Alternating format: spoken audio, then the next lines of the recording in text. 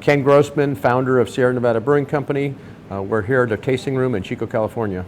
As one of the pioneers of American brewing, we've focused on what we've done from our inception, which is use the best raw materials we can find.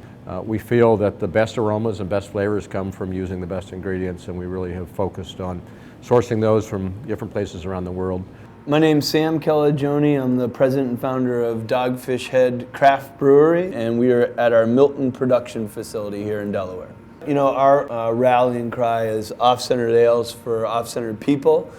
We've always had a focus on more exotic ingredients in our beer, kind of looking at the entire culinary landscape for potential ingredients in our beer, and that works in terms of our IPA portfolio as well. They're off-centered IPAs for off-centered people. Well, the style is called India Pale Ale, short as IPA, and it was brewed originally for long voyages overseas to India from England. And so the IPA style is now a very popular style in the United States, where we've really taken it to the next level. The American IPAs are renowned for being hoppy and aromatic and full of character. In America, unfortunately, usually IPAs are served in straight-side pint glasses because they're convenient to stack at restaurants and stuff. Your nose would be in an open environment that would just be dispersing the great aromatics out into the room, and that doesn't do the IPA any good service. I've been drinking beer out of Spiegelau glasses for years, and they're all wonderful as far as how they feel in your hand and what they do to the beverage you're drinking. Over the years, we've really experimented with a lot of different glass shapes. The shape of the glass has a lot to do with how it brings the aroma to your nose. So if it's something that actually helps the liquid, we'll champion it.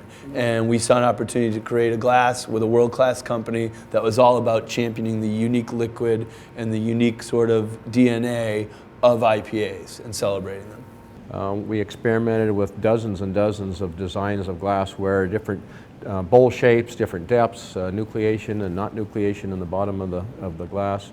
I'd say it was really about 50 or 60 iterations of different glasses that we looked at. In the first tasting, I started, frankly, with skepticism that we could start at that place and end with a glass that was perfectly designed for IPA. We did it without talking, so each of us would take our own notes and then pick. We did a lot of flights, and we would pick our favorite out of each flight, and we would then, as a group, compare our favorites, and it was amazing how often we would pick the same glass. Basically what's happening with this space is these ridges help to aerate the beer in the motion of the sip. They're creating more surface area and more friction for the liquid to move through and hit a solid on its way up. So it's breaking out more aromatics in that motion of bringing that beer up as it's hitting each of these ridges.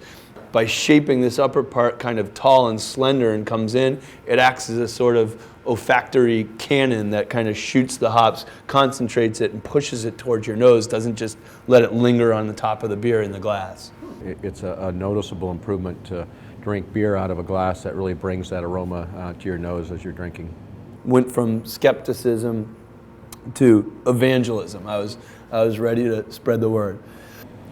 So a nice pour. This glass enhances the head. It's got some nucleation on the bottom, which slowly releases some of the CO2 bubbles as it sits. And then the closed-in mouth necks down the aroma right into your nose. Really tastes wonderful.